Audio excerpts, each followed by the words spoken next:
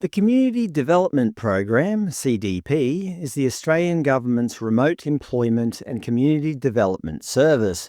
According to the Department of Employment, the CDP supports job seekers in remote Australia to build skills, address barriers, and contribute to their communities through a range of flexible activities.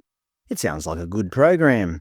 According to the National Employment Services Association, under the CDP, job seekers with activity requirements are expected to do up to 25 hours per week of work-like activities that benefit their community. It should be noted that more than 80% of participants are Aboriginal and Torres Strait Islander people, I guess due to them being more likely to live in remote regions.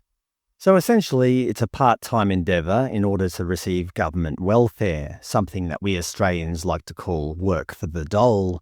It sounds fair, right? Well, the recent headlines tell a different story. The ABC, class action against work for the Dole alleges racial discrimination. And the National Indigenous Times, discriminatory and unjust. Commonwealth sued over claims work for the Dole harmed Indigenous communities. According to this article by The Guardian, the Community Development Program required those in remote areas, mostly Indigenous people, to work more than city-based participants. Personally, I don't think that's racially motivated, as they clearly said that not all participants are Indigenous people.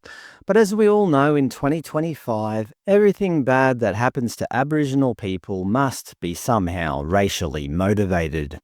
This is the ABC article where they interviewed Serena Bonson and Senior Elder Baru Pascoe, who are the lead applicants for the class action.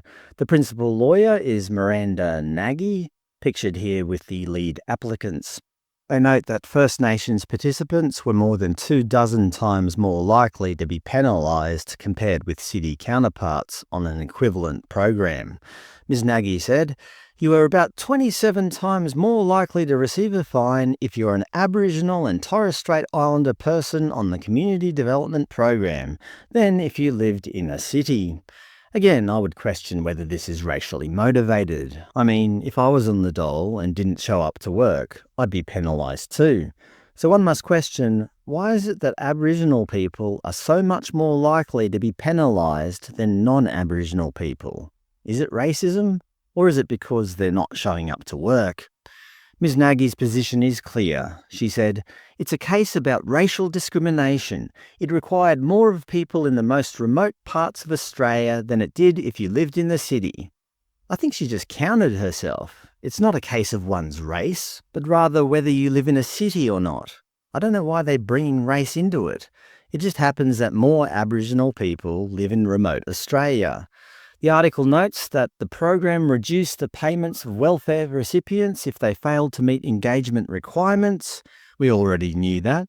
Under the CDP, participants also had to work 50 hours a fortnight, 25 hours per week, 5 days a week, all year in order to receive payments. By contrast, people on city-based programs worked a maximum of 30 hours a fortnight and only for 6 months of the year. Okay, again, this does not seem like a racial issue. This is to do with city versus remote regions. Why are they harping on about race? The article also notes that the CDP scheme will be replaced by a new program, the Remote Australia Employment Service, on November 1st this year. This isn't the first time that Aboriginal people have sued the Australian government over these sorts of programs, noting that when they sue the government, they're actually suing the taxpayer. In 2019, the ABC reported, Aboriginal communities sue federal government over racially discriminatory work for the Dole scheme.